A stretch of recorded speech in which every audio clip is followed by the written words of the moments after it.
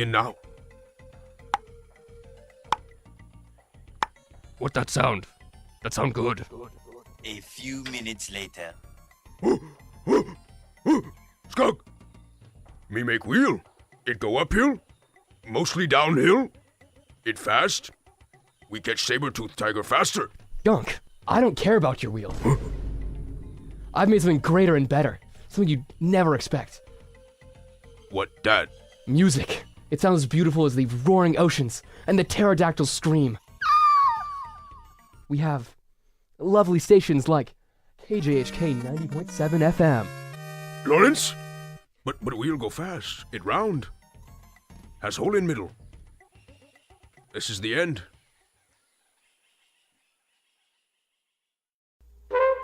Every weekday morning after Jazz in the Morning, what are you hungry for? Beats. Beats. Beats. Beats. More beats, please. Beats. Beats. Beats. Beats. More beats, please. Breakfast with Beat Lovers. Every weekday morning from 9 till noon. Fresh beats, handpicked by a different DJ every morning. Whether you like funk, hip-hop, reggae, or electronic music, you're sure to hear something both nutritious and delicious. More beats, please. More beats, please. Beats. Beats. Beats.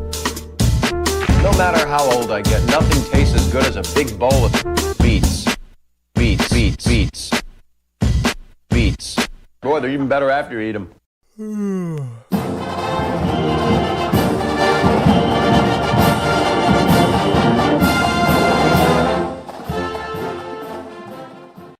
All right, welcome to the KJHK 90.7 FM Sports Rush this morning. I'm Caleb Kalsich, and an exciting week of college football was completed. College football playoff rankings released tonight. College basketball just got underway yesterday.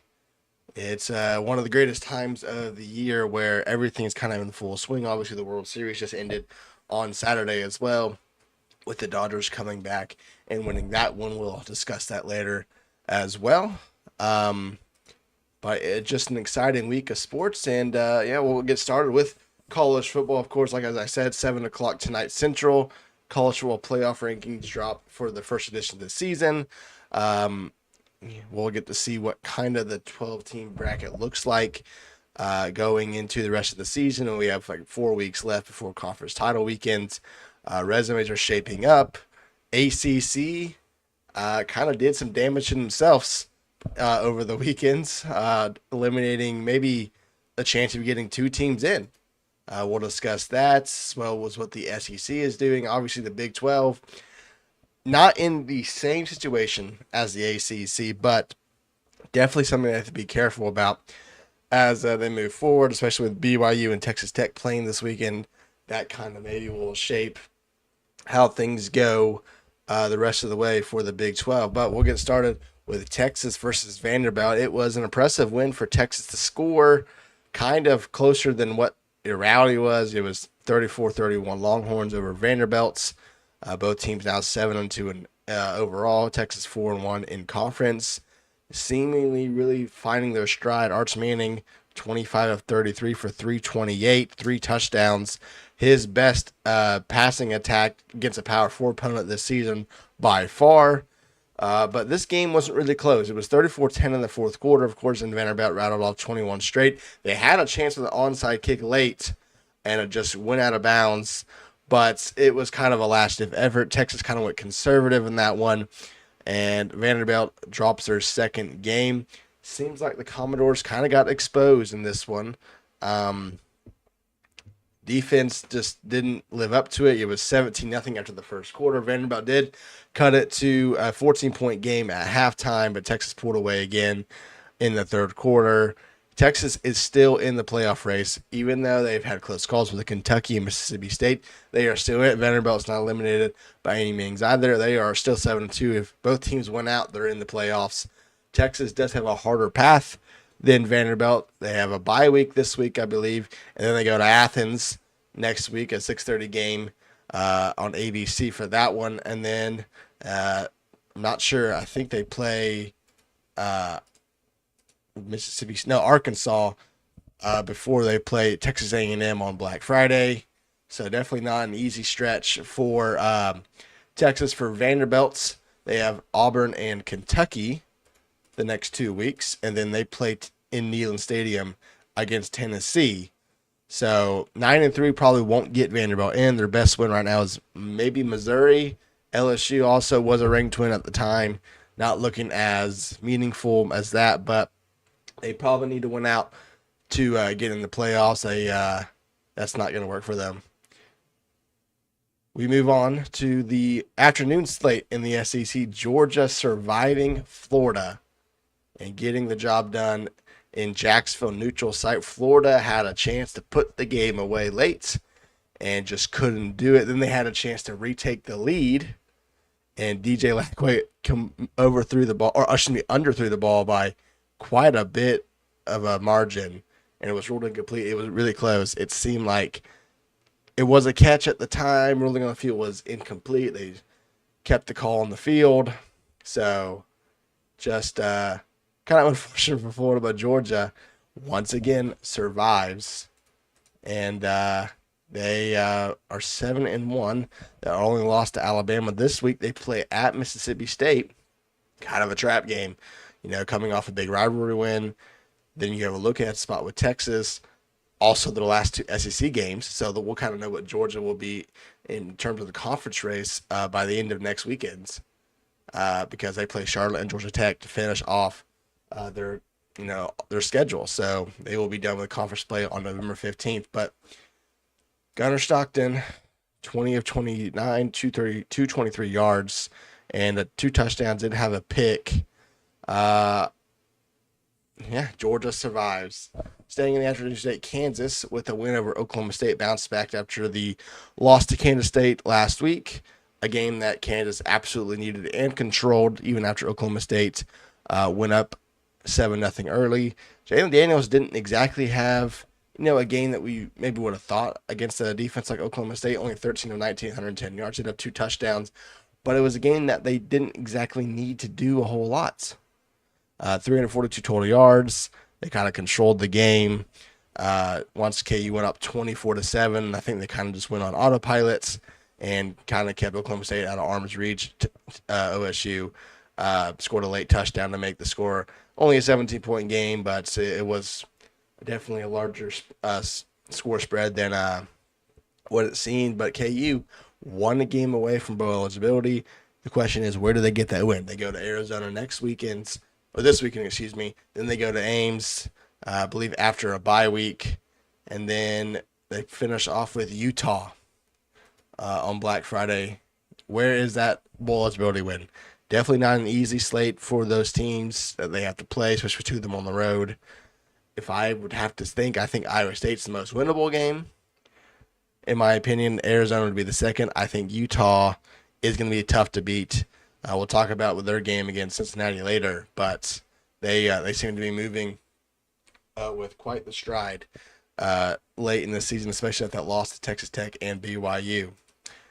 Kind of a stunner, because there's 2 in the ACC, but NC State knocks off undefeated and number 8 Georgia Tech, 48-36. I don't think a lot of people thought about this coming into this one. Georgia Tech was only a small favorite in this one. But Hayes King, 408 through the air, 103 on the ground. It's not like he had a bad game. It was just the defense couldn't stop the NC State offense. This game, I think Georgia Tech made the score a little closer than what it was. It was 48-30 with 4 minutes to go. Georgia Tech scores again, but NC State's pretty much led wire to wire in this one. Georgia Tech did take the lead in the second quarter, but NC State quickly responded. That was this is like the first death blow to the ACC's playoff hopes of getting more than one team in. The other one is coming in just a second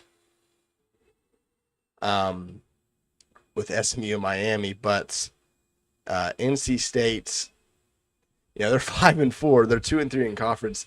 They do have wins over 2 of the better teams in the ACC. One of them only counts for a conference win. They beat Virginia back in week 2, I believe. That was a technical non-conference game between those two schools, even though they're in the same conference. It doesn't count towards the standings. That's why Virginia's still 5-0, 8-1 conference. But the ACC standings are really wild, and let's go ahead and cover the other one. SMU beats Miami in overtime, drops the Hurricanes to 6-2 on the season, maybe eliminating them from the playoffs. Them getting to the conference title game, I think, is pretty much impossible now. They need a ton of help, and I don't really know where they're going to get it, especially with currently 6 teams with 1 loss or less, and 2 of those being teams ahead of Miami, with Louisville and SMU beating the Hurricanes. So they need them to lose at least 2 more times to jump them. But just another one of those things where Miami, it's the same thing that happened last year. Miami was, considered to be one of the top teams in the country that control their own destiny, and then they slip up again in the middle of the season, and it may cost them a playoff spot. We'll see where they are in the rankings tonight. But how about SMU? SMU is not out of the playoff race. Remember, ACC will most likely get an auto bid unless everything falls apart and 2 Group of 5 conferences get it. I don't think that's going to happen. ACC still has a couple teams ranked high enough that they don't have to worry about that. But turnovers killed Miami again. Carson Beck threw a pick in overtime. SMU had a field goal that looked like was good, and they said it was no good. That I think would have tied it and actually maybe would have won because SMU kicked a field goal in the fourth quarter late to also tie it again. But, just a wild result. I think a lot of people kind of had Miami on upset alert this week, and it happens. And I will kind of go ahead and say I don't think Miami's making the playoffs. They have a hard path anyway. They still have to go. They play Syracuse this week. Syracuse, of course, doesn't have the starting quarterback anymore. I think that's okay. NC State is still on the horizon. They just beat Georgia Tech. And they're at Tech and at Pitt. So definitely not a easy into the season. Pittsburgh, I think, is still in the playoff race as well. They're 5-1, 7-2 overall. 5-1 in the ACC, I should say. So the ACC picture is pretty wide open. Virginia. How many people had Virginia, the leader of the ACC, entering Week 11? I bet nobody did. They're 8-1 and undefeated in the ACC with a 5-0 record. The nightcap on ABC, a game that I actually attended, Oklahoma goes to Neyland Stadium and knocks off Tennessee. For those that don't know, I grew up in Oklahoma. I'm a big OU fan, even though I do attend the University of Kansas. Still an OU guy, and got the opportunity to go to Neyland. Let me tell you, what an atmosphere. Nothing like I've ever been to. I've been to a ton of OU games down in Norman. I've been to the Red River rivalry down in Dallas between OU and Texas.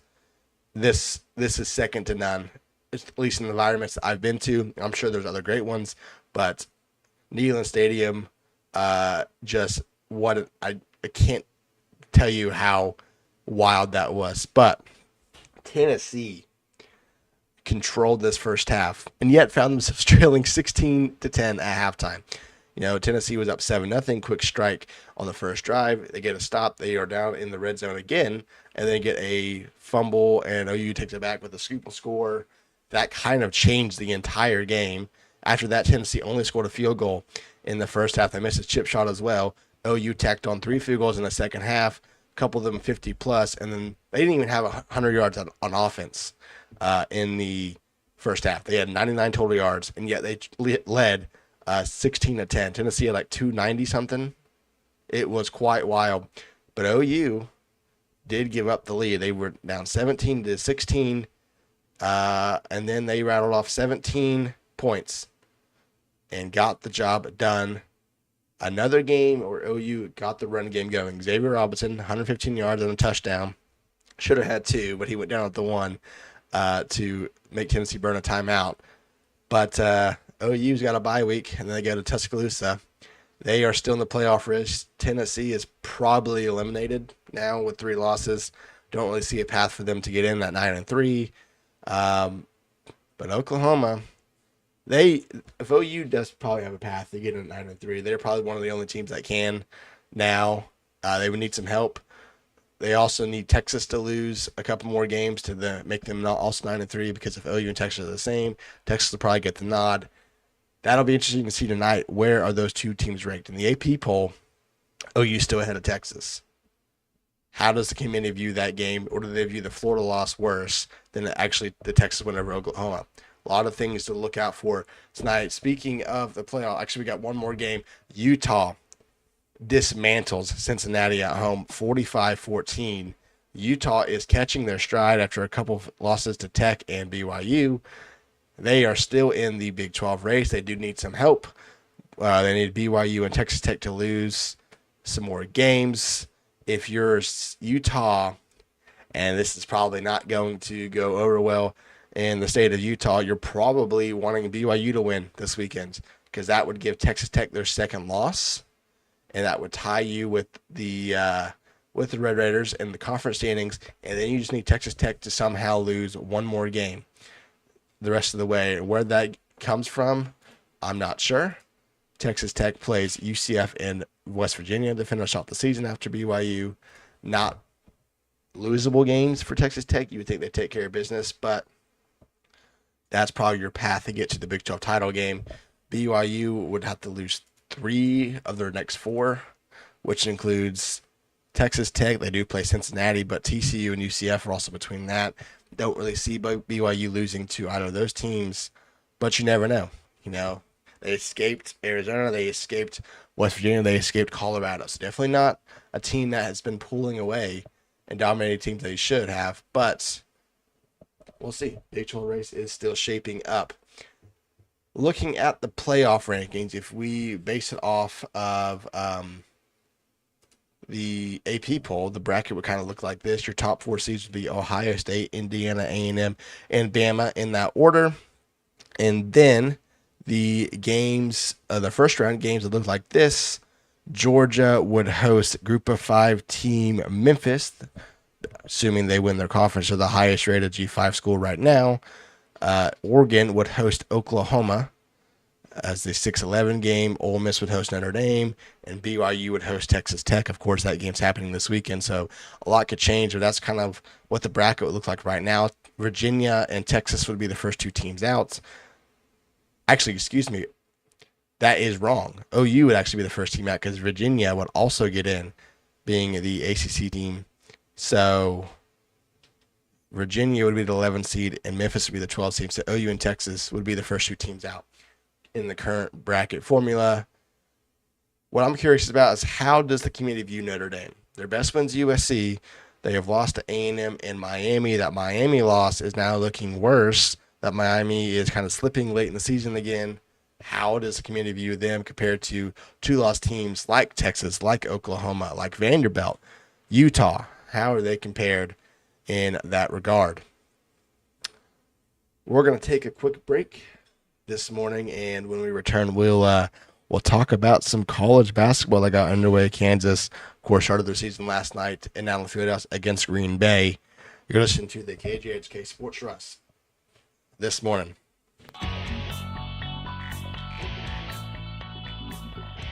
This is Kansas coach Bill Self. KU basketball isn't the only championship caliber program on our campus. You can find award-winning sports radio on the student voice for KU sports, KJHK Lawrence.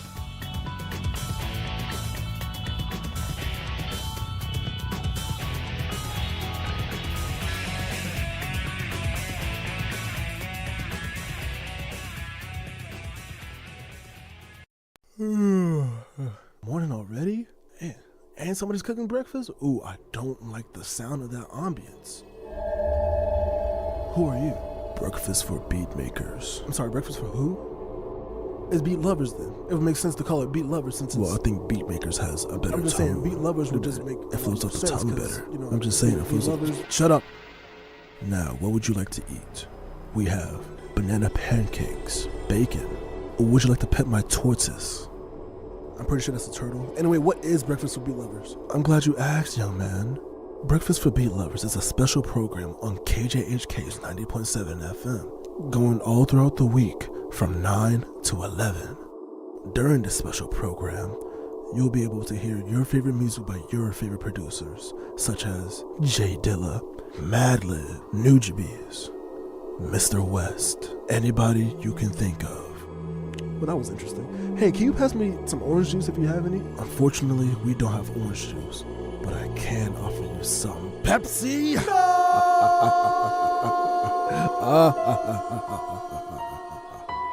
KJHK 90.7 FM. Keep it locked. Hey Jayhawks fans, Brendan Dworzinski here, radio voice of the Washburn Ichabods and former KJHK sports director. During my time at KJHK, I was on the call for some legendary KU moments. Lucas to the opposite corner, Devontae Graham for three, off balance! Unbelievable, Devontae Graham does it again! Keep it locked on the student home for Kansas Jayhawks athletics, 90.7 FM, KJHK, Lawrence. Skug, me make something. Me make something with rock. Me begin now. What that sound? That sound good. A few minutes later. Skug, me make wheel. It go uphill, mostly downhill. It fast. We catch saber-tooth tiger faster. Gunk, I don't care about your wheel. I've made something greater and better. Something you'd never expect. What that? Music. It sounds beautiful as the roaring oceans and the pterodactyls scream. We have lovely stations like KJHK 90.7 FM. Lawrence? But wheel go fast. It round. Has hole in middle. This is the end.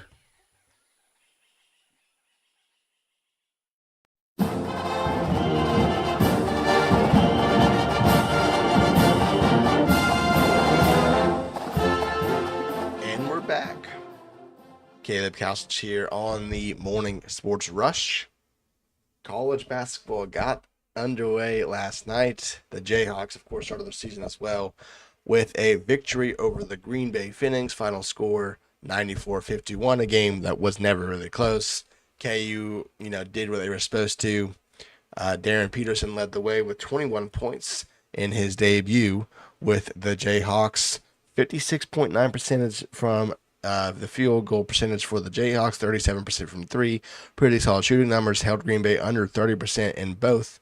Not a lot of turnovers in this one, only 8 for Green Bay, 3 for Kansas, so both teams kept it relatively clean.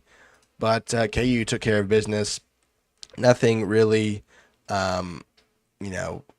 concerning, I would say. Flory had 23 points in 25 minutes. Of course, Darren Peterson 21 and 22.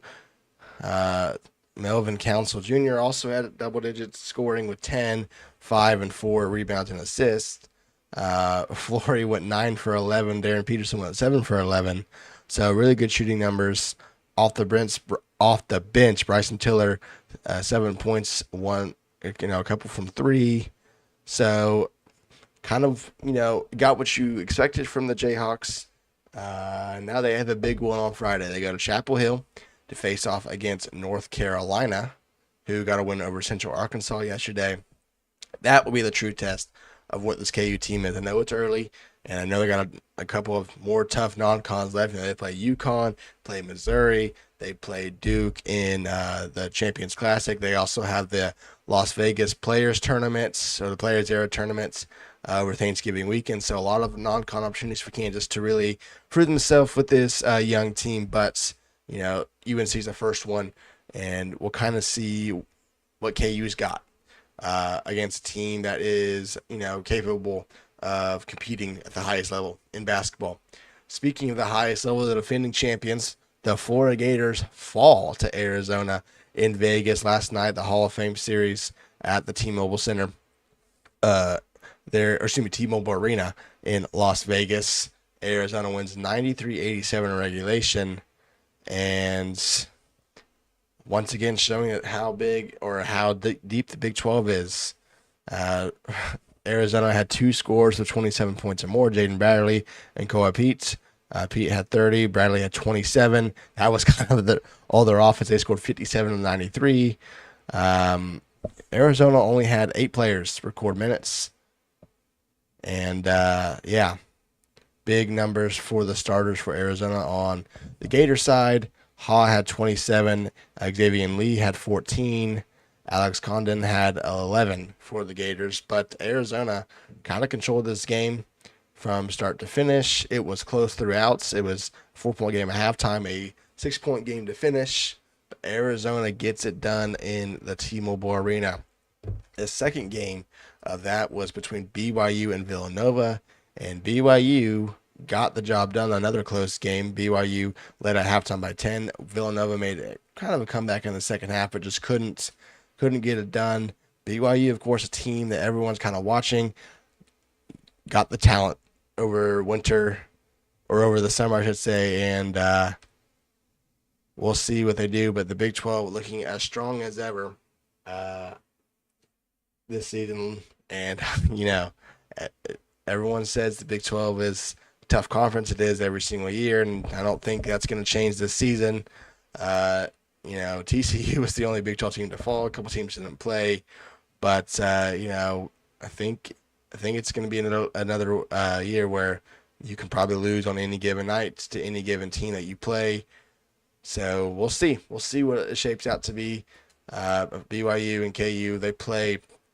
I know they play at least once here in Allen Fieldhouse. Not sure if they have a home and home this year. They go. No, just one game. BYU and KU play on January 31st in Allen Fieldhouse. So definitely something to keep an eye on as we move on. BYU has a couple of tough non-cons. So they play UConn and Wisconsin coming up in a couple of weeks as well.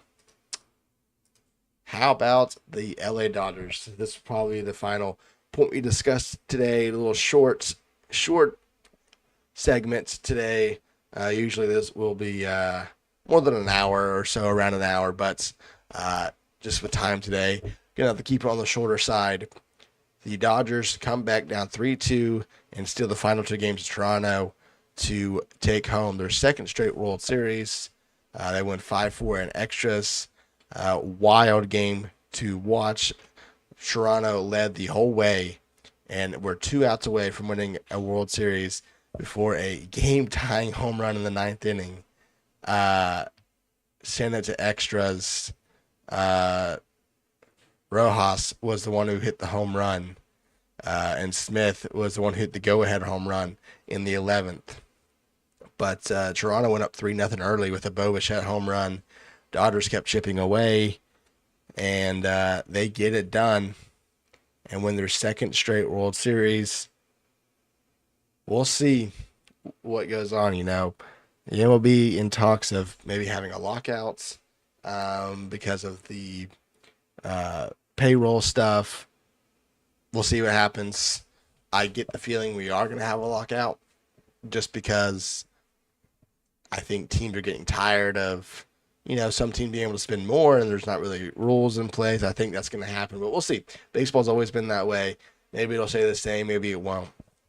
But regardless, the Dodgers are the World Series champions for the second year in a row, and we'll wait for the offseason, the opt-out the opt-out period's happening right now, and renegotiations. That is the World Series, and baseball season is over. That is going to do it for this morning's Sports Rush for KJHK 90.7 FM. Like I said, this is one's on more the shorter side, about 30 minutes. Tomorrow and going forward will probably be longer. Try to aim for. Actually, I do have another talking point. We got another coaching carousel change in college football. The SEC has added a 4th coaching firing. Hugh Freeze is out of Auburn. They fell to Kentucky 10-3 on Saturday at home. That was just one of those losses. I think that it was just the final nail in the coffin. I think everyone knew it was going to happen eventually. It was what matter of was it going to happen during the season or after the season. But losing to Kentucky and you don't even score a touchdown, I think just ended all that. Quarterback play has been abysmal for the Tigers. Jackson Arnold started. Ashton Sanders came in and seemed like would do better. They came back and beat Arkansas that way, but just not being able to do anything. So Hugh Freeze is out of Auburn, and the coaching carousel once again adds another team. Now we have Penn State, LSU, Florida, Oklahoma State, Auburn. I'm probably forgetting some. That's how wild it is, and I'm sure we're going to add more. I have a feeling Florida State's going to open. What's Wisconsin going to do? I think that's all the ones I can think of. It's a wild time, and I think we're going to have more openings to come. So we'll see what that entails. But with that, that will do it for this morning's episode of the KJHK Sports Rush on Tuesday, November 4th. We'll be back tomorrow for a longer episode, probably closer to an hour, like I said. And yeah, thank you guys for listening, and we'll see you tomorrow for the Wednesday, November 5th edition of the KJHK Sports Rush. Skug, me make something. Me make something with rock. Me begin now. What that sound? That sound good. A few minutes later. Skug, me make wheel. It go uphill, mostly downhill. It fast. We catch saber-toothed tiger faster. Gunk, I don't care about your wheel. I've made something greater and better. Something you'd never expect. What that? Music. It sounds as beautiful as the roaring oceans and the pterodactyls scream. We have lovely stations like KJHK 90.7 FM. Lawrence? But wheel go fast. It round. Has hole in middle. This is the end.